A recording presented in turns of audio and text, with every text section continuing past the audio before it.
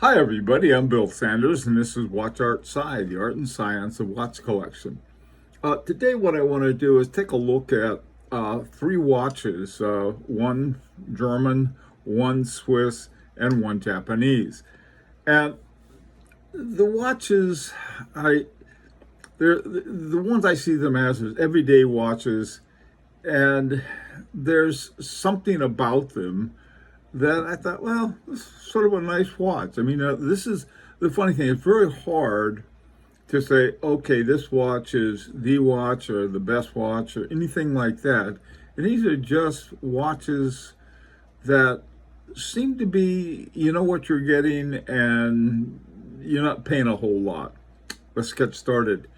First one is one it's an annual one. It's by Union Glashütte, Noramis date.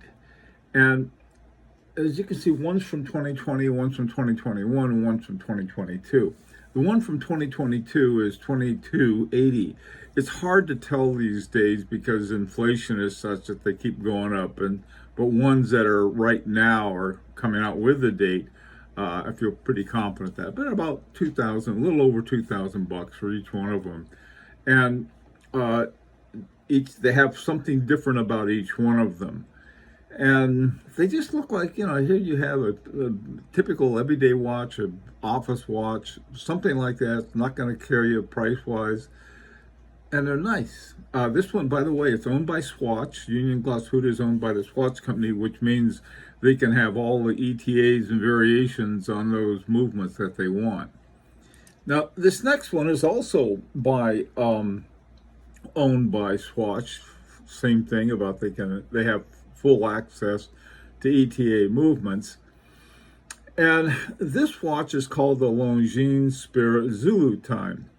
And basically, it's a dual time or dual time zone watch. Both of them are. Zulu time is the time that pilots use. It's the same thing as GMT. They have some different versions of these. These two I like. Notice that the one with the metal strap or the metal bracelet is just over 3,000, 3,050. And the one with the leather strap is 2,950. Not a whole lot of difference, really. About what is that? Yeah, maybe about a couple $100 difference between the two. Maybe not even that. Okay, and the final one is the Seiko Prospex. The Seiko Prospex, the more I looked at it, the more I liked it. And it's the least expensive of these. These things are listed at $725.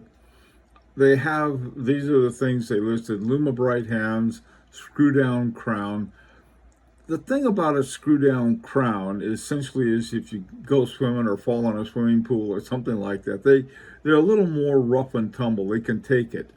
And they have another thing, and it's an inner bezel called a rehaut or something like that. And at 4 o'clock you can see the crown, and you turn that crown and the inner bezel will turn. And what can you do with that? Well, you can do a lot of different things. The way it's set up with a compass. And so you can, if you're going down a road or flying on a certain vector, you can set your watch to that and say, okay, this is where I should be, and compare it with your compass. The ones I picked, one green and one white, they're different colors. I think blue and black, and I think a brown one. But these are attractive, and they also have something that a lot of Rolex owners don't like on their own watches, and that is what they call the Cyclops window, so you can see the date number a little better.